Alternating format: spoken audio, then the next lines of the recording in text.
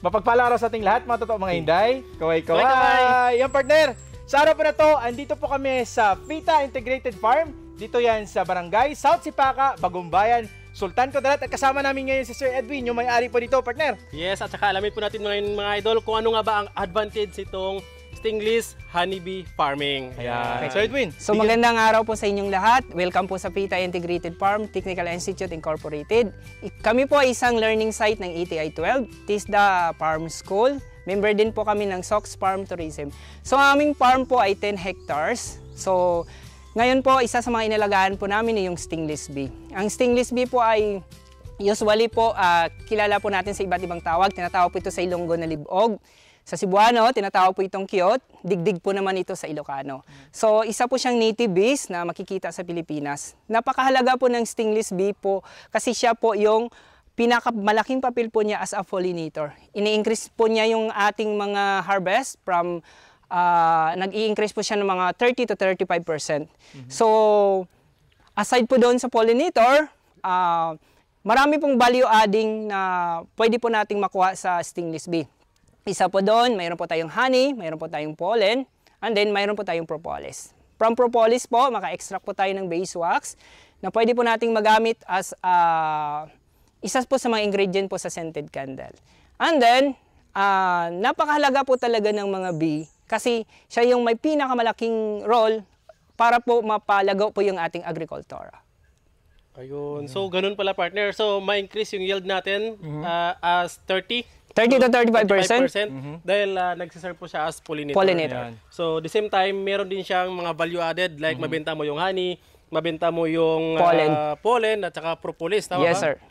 Ayan. After doon Sir Edwin, gaano ba siya kahirap talaga alagaan ito siya? Actually, yung sekreto po sa pag-aalaga ng stingless bee, yung pinakauna po doon is pag-aralan po natin yung biology ng bee. Intindihin po natin yung kanyang buhay. And then, pag-aralan po natin yung kanyang biology, madali na po natin siyang alagaan. Unang-una po, halimbawa, ano po ba yung kailangan ng mga bee para mabuhay? So, isa sa mga halimbawa doon yung source ng pagkain. So, dapat mayroon po tayong all year round na source ng pagkain. Yung halimbawa po doon, may recommend ko po yung niyog. Kasi si niyog po, all year round po siyang namumulaklak. So, wala pong problema sa pollen at saka sa nectar kasi nandun si niyog. So, yung recommendation ko po sa isang colony, gaya po noon, kailangan lang po natin yung 25 na punuan ng niyog para makasurvive po siya.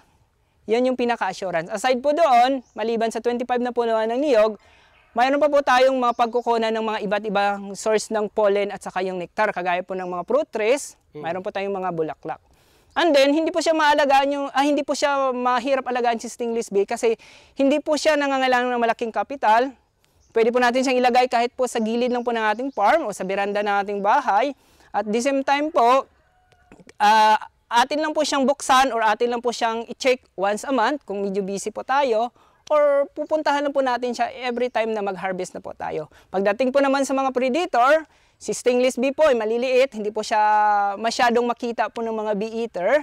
And then, mayroon po naman siyang kakayahan kung paano po ilabanan si mga predator. For example po na predator, si botike or si lizard, may kakayahan po si stingless bee na baguhin po yung kanyang entrance para hindi po makapasok si predator. So yung sekreto lang po doon, para maging successful po yung inyong beekeeping, i-provide lang po natin yung mga kailangan ng bee. Pag ma-provide po natin yon, magiging 100% po successful yung pag-aalaga ng stingless bee. Ayun. So napakaganda talaga partner dahil itong klaseng business na to ay kung makikita nyo, mapapansin nyo po, sabi ni Sir, isa sa mga pinakamatalinong insekto itong mga bees. At ngayon dito, tatanungin natin si Sir Edwin, bakit sobrang daming farm?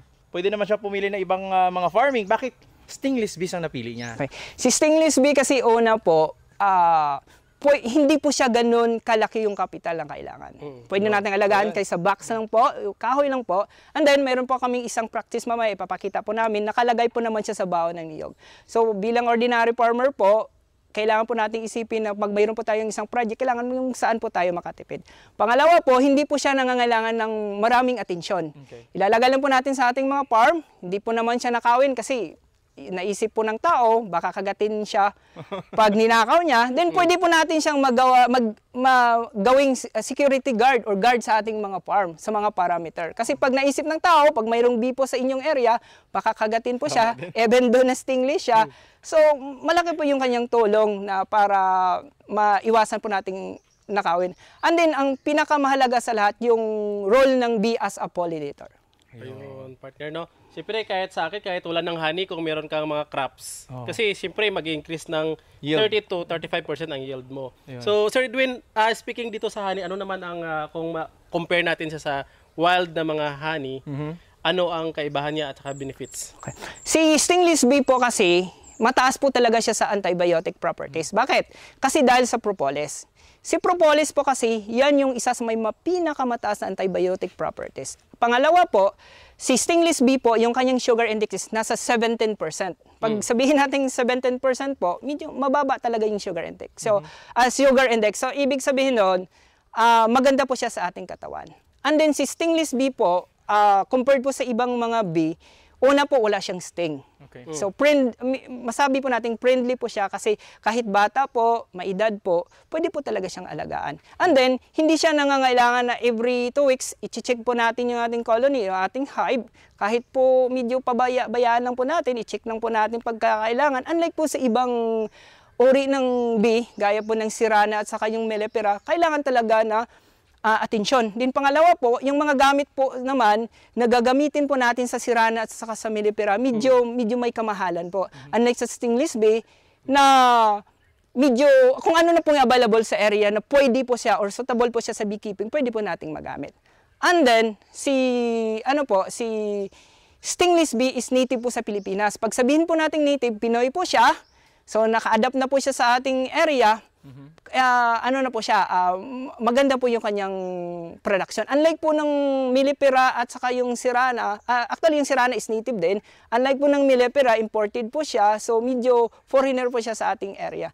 And then, ang stingless bee po kasi is, ano po talaga siya, medyo pagdating sa harvest po naman ng honey, maliit yung ma-harvest natin compared sa sirana at saka sa mellifera. Pero ang gagawin po natin, kahit maliit siya, kasi kami sir, nag-average po kami ng sa isang colony is 1 liter in a year.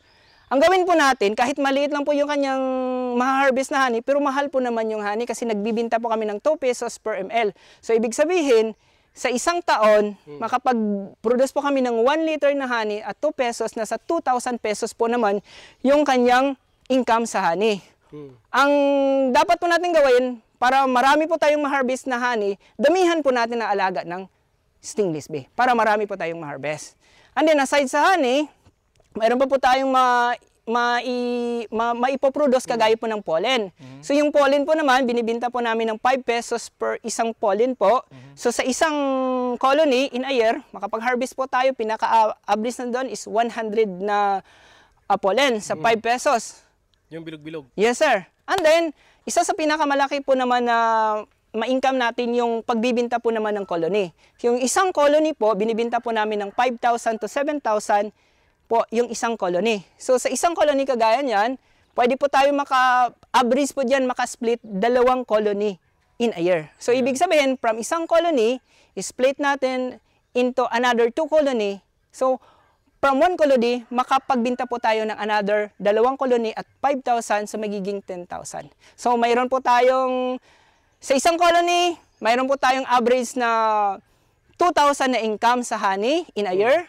Sa pollen po naman, so 5 pesos times 100, nasa 500. 500. So mayroon tayong 2,500 at saka 10,000 po naman sa sa colony. So ganun po yung income sa isang taon. Sa isang taon, sa isang colony. So yung sekreto, damihan po natin ang alaga ng stingless bee para marami po tayong ma-produce na honey, pollen at marami po tayong may split na colony. Ayun, partner. Yun, sobrang ganda. Partner, itong talagang si Sir Edwin, partner, isang question. Sobrang daming i-feed niya talaga lahat sa inyo. Master na talaga kung ano lahat na information dito kaya sa partner, kaya kung wild. gusto nilang pumunta partner dito, at gusto na magkaroon ng information, itong FETA Integrated School kasi TESDA ito. So pwede sila pumunta dito para magkaroon sila ng more information para maraming matutunan sila sa bawat hive talaga partner itong colony nila. Yes. Tsaka Before, dahil nasa South Sipaka tayo, Bagong Bayan, Sultan Kudarat, baka may mga malalayong gusto at saka interested. Ano yung direct number nyo, sir? Okay, pwede po kayong magpunta dito sa amin kung gusto po kayong matuto ng stingless beekeeping. So, pwede po nyo po kaming ma-contact sa 0905-71-52285 or kontakin nyo lang po yung aming Facebook page na FETA Integrated Farm.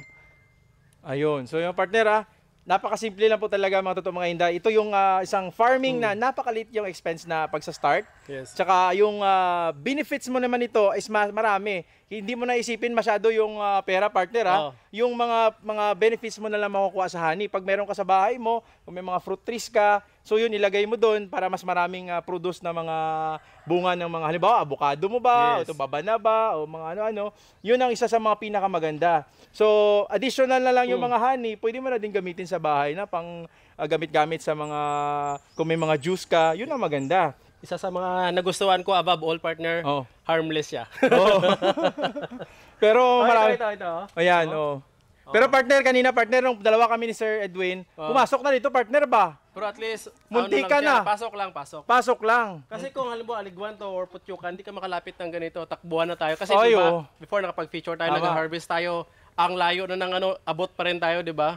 Grabe ang takbuhan natin partner. Tumatalon pa tayo sa bangin para hindi makaga.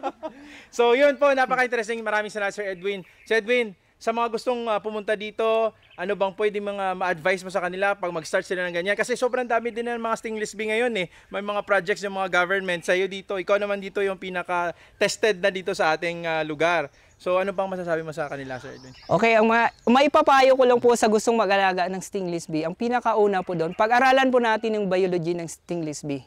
Pag pinag-aralan po natin ng biology ang buhay ng stingless bee, madali lang pong alagaan si stingless bee. Ako po ay naniniwala na educated farmer is a successful farmer. Ayun. So yun partner. Maraming salamat, Sir Edwin. So, hindi pala pwede tayong bumili agad nito, partner, at saka maglagay-lagay lang sa bahay. Ayun. So, dapat pala mag-seminar muna. Ayan, mag-seminar muna. Dapat right education para yung approach mo right din, yung harvest mo right din. Yes. So, kung gusto niyo po mga idol na hindi niya kailangan mag-seminar about dito, bumili na lang kayo direct lang.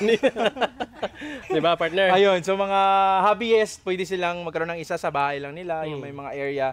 Kasi nga, yun nga, beneficial talaga siya. So kahit sa bahay mo lang mas maganda.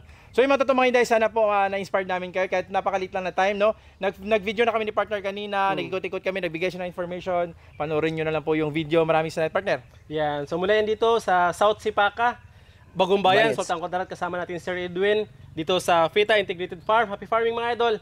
Yan. Kung ikaw ay matutuwa, please don't forget to subscribe ang channel po namin, Pinoy Palaboy. Click na notification bell para updated kayo sa mga bagong tips, technique sa pagpa-farm. At sigurado yan, next year, marami tayong pupuntahan na ibang lugar. Pupunta kami sa Visayas, Luzon, Visayas, at ikutin natin ng Mindanao. Pero ngayon po, Merry Christmas sa inyo, Advance Happy New Year. Kaway-kaway, mga totoong hinday.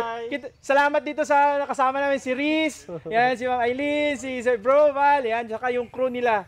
Yan, thank you so much. Happy farming! Yes.